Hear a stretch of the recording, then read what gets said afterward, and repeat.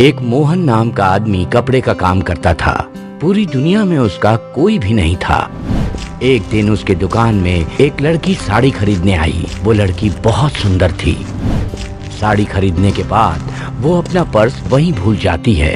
ये देखकर, अरे ये तो उसी लड़की का पर्स है। एक काम करता हूँ, अभी वो ज्यादा दूर नहीं गई होगी, उसे ये पर्स दे आता हूँ। मोहन जल्दी से पर्स को लेकर लड़की के पीछे जाता है और जोर से आवाज लगाते हुए चिल्लाता है, अरे मैडम सुनिए, आपका पर्स मेरी दुकान में छूट गया है। आवाज सुनकर लड़की मुड़ती है। अरे ये तो वही दुकान वाला है जिससे मैंने साड़ी खरीदी थी। तभी मोहन उसे उसका पर्स देते हुए कहता है, ये पर्स आप मेरी दुकान में भूल आई थी। हाँ, ये मेरा ही पर्स है। अगर आप बुरा ना मानो तो क्या मैं आपका नाम पूछ सकता हूँ? मेरा नाम संगीता है। बहुत ही प्यारा नाम है। उसके बाद संगीता भी मोहन से उसका नाम पूछती है और अपने घर चली जाती है। मोहन संगीता को अपना दिल दे चुका होता है। वो अब हमेशा ही संगीता के बारे में ही सोचता रहता है। कुछ दिनों बाद संगीता अपनी बहन के साथ मोहन की दुकान पर आती है और साड़ियाँ पसंद करने लगती है। संगीता की बहन मधु उसे बिल्कुल पसंद नहीं करती थी। तभी वहाँ मोहन आ जाता है और उसे देखता ही रहता है और उसके बाद उन दोनों का पीछा करने लगता है। संगीता थोड़ी दूर पर ही एक घर में जाकर रुकती है और तभी वहाँ मोहन आ जाता है और, माँ जी, मैं आपकी बेटी संगीता से शादी करना चाहता हूँ। मेरा कपड़ों का व्यापार है और इसी शहर में एक कपड़ों की दुकान भी है। ये सुनकर संगीता अंदर चली जाती है और संगीता की माँ कहती है कि बेटा, हम तुम्हारे जैसे अमीर नहीं हैं, हम तुम्हें कुछ नहीं दे पाएंगे। माँ जी, मुझे संगीता के अलावा और कुछ नहीं चाहिए। उसके बाद कुछ ही दिनों में दोनों की शादी हो जाती है और संगीता खुशी खुशी मोहन के साथ रहने लगती है। एक बार संगीता की छोटी बहन मधु उसके घर रहने आती है। मधु देखने में इतनी अच्छी नहीं होती है, इसलिए वो संगीता को बिल्कुल पसंद नहीं करती थी, क्योंकि सब हमेशा संगीता की खूबसूरती की तारीफ करते थे। वाओ, कितना सुंदर घर है। तेरी तुम्हारी तो ऐश हो गई। हाँ मेरी बहन, मैंने कभी नहीं सोचा था कि मुझे ऐसा घर और इतना प्यार करने वाला पति मिलेगा। ये सुनकर मधु मुंह बना लेती है। तू बैठ, मैं तेरे लिए कुछ खाने को ले आती हूँ और थोड़ी देर में तेरे जीजा जी भी घर आ जाएंगे। ठीक है। उसके बाद संगीता खाना बनाती है। थोड़ी देर बाद मोहन भी घर आ जाता है और मधु के लिए बहुत सुंदर सी साड़ी लेकर आता है। साली साहिबा, देखो मैं तुम्हारे लिए क्या लाया हूँ। क्या है इसमें? बॉक्स खोल कर देखो। मधु बॉक्स खोलकर देखती है तो उसमें एक बहुत सुंदर सी साड़ी होती है। मधु वो साड़ी देखकर बहुत खुश हो जाती है। तभी मोहन एक और बॉक्स निकालता है और संगीता को देता है। संगीता भी बॉक्स खोलकर देखती है तो उसमें भी एक साड़ी होती है। उसे देखकर, जीजा जी, ये कितनी प्यारी साड़ी है। ये मेरी दुकान की नंबर 1 साड़ी है। मैं चाहता हूँ इस बार करवा चौथ पर तुम्हारी दीदी यही साड़ी पहने। शुक्रिया जी, आप कितना ख्याल रखते हैं। दोनों के बीच प्यार को देखकर मधु को जलन होने लगती है। मोहन कितना प्यारा पति है और पैसे वाला भी है। मोहन को पाने के लिए मुझे संगीता को रास्ते से हटाना पड़ेगा। अगले दिन संगीता अपनी बहन को लेकर करवा चौथ के व्रत का सामान लेने के लिए बाजार जाती है। मौका मिलते ही मधु उसे एक ट्रक के सामने धक्का दे देती है और वहीं पर संगीता की मौत हो जाती है। ये सुनकर मोहन की दुनिया उजड़ जाती है। संगीता की फोटो के आगे खड़े होकर मोहन रो रहा होता है। तभी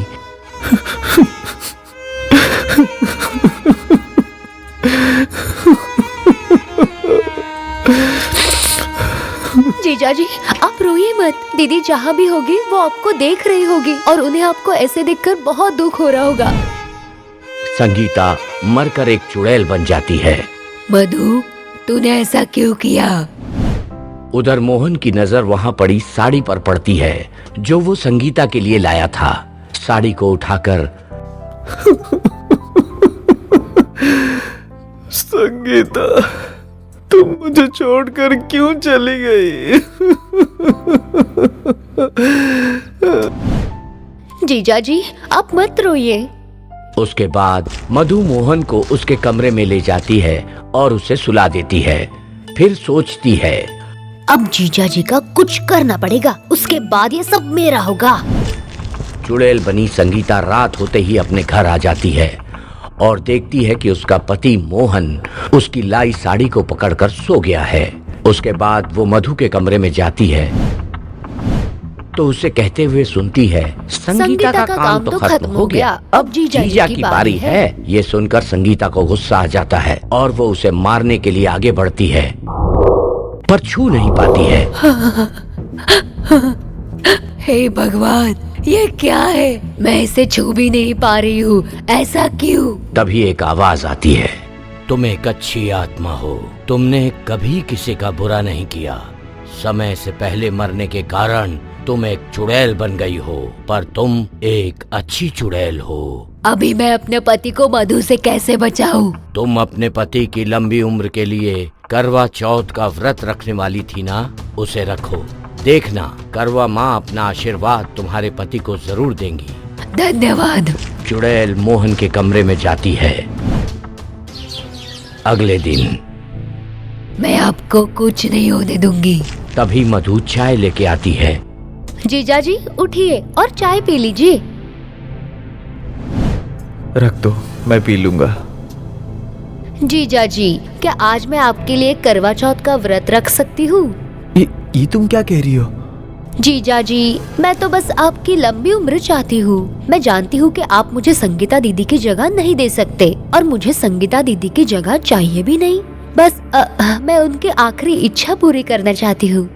वो आपके लिए करवा चौथ का व्रत रखना चाहती थी। ये सुनकर मोहन कुछ नहीं कहता और वो वहाँ से चला जाता है। चुड़ैल ये सब देख रही होती है। मुझे नहीं पता था कि मेरी बहन इतनी दुष्ट है। जीजा जी, ये आपका पहला और लास्ट करवा चौथ होगा। आज ही मैं आपको मार दूंगी और आप भी अपने संगीता के पास चले जाओगे। फिर रात हो जाती है और मोहन भी ऑफिस से आ जाता है। मधु भी बहुत अच्छे से तैयार हो जाती है और मोहन को मारने के लिए अपने बनाए हुए खाने में जहर मिला देती है। दूसरी तरफ चुड़ैल सच्चे मन से करवा माँ की कथा करती है और अपने पति की लंबी उम्र की कामना करती है। तभी वो देखती है कि जीजा जी, मेरा व्रत खुलवा दीजिए। मैं ये नहीं कर सकता, ये अधिकार सिर्फ मेरी संगीता का था। जीजा जी, मैं भी तो उनकी आखिरी इच्छा ही पूरी कर रही हूँ। ठीक है, पर याद रहे, मेरे लिए मेरी संगीता ही सब कुछ है। फिर मोहन मधु का नकली व्रत खुलवा देता है और उसके बाद वो खाना खाने चला जाता है। अब मैं इन्हें खाना खाने से कैसे रोकूं? चुड़ैल रोते हुए करवा माँ से प्रार्थना करते हुए कहती है, माँ, मैं चाहती हूँ कि थोड़ी देर के लिए मुझे दिखने और सुनाई देने की शक्ति दे दो। तभी चुड़ैल देखती है कि मोहन जहरीला खाना खाने वाला होता है कि तभी चुड़ैल जोर से चिल्लाती है, रुक जाओ, उस खाने में जहर है। क्या? तुम कौन हो? अरे ये तो चुड़ैल है। जल्दी हनुमान चालीसा पढ़ के इसको भगाओ। मोहन, मैं चुड़ैल नहीं, तुम्हारी संगीता हूँ। संगीता? तभी वो अपने असली रूप में आ जाती है। संगीता को देखकर मोहन खुश हो जाता है कि संगीता मोहन को सारी बातें बताती है कि किस तरह मधु ने उसे मारा और आज वो उसे भी मारने वाली थी। ये सुनकर, सिर्फ मेरे पैसे के लिए तुमने ये सब किया? एक बार मुझसे आकर ये सब मांग लेती, मैं तुम्हें ऐसे ही दे देता। मुझे तो सिर्फ मेरी संगीता चाहिए थी। तभी मधु चाकू निकालकर कहती है, मुझे तुम्हारी दौलत चाहिए थी और तुम्हें संगीता चाहिए थी, तो क्यों ना मैं तुम्हें संगीता के पास ही भेजूं? और मधु चाकू लेकर मोहन को मारने के लिए जरा ही आगे बढ़ती है। संगीता चुड़ैल आ जाती है। तुम बहन नहीं, बहन के नाम पर कलंक है। तूने मुझे तो मार ही दिया था, पर आज करवा चौथ के दिन तू मेरे पति को भी मारने जा रही थी, इसलिए अब मैं तुझे नहीं छोड़ूंगी। फिर चुड़ैल मधु को मार देती है। मोहन, मैंने आपकी लंबी आयु के लिए करवा चौथ का व्रत रखा था। मोहन अपने हाथों से संगीता का करवा चौथ का व्रत खुलवाता है और फिर संगीता को मोक्ष मिल जाता है। अलविदा, अलविदा मोहन। आपको हमारा ये वीडियो पसंद आया हो तो प्लीज हमारे चैनल को सब्सक्राइब कीजिए और हाँ, वीडियो को लाइक और शेयर करना मत भूलना। धन्यवाद।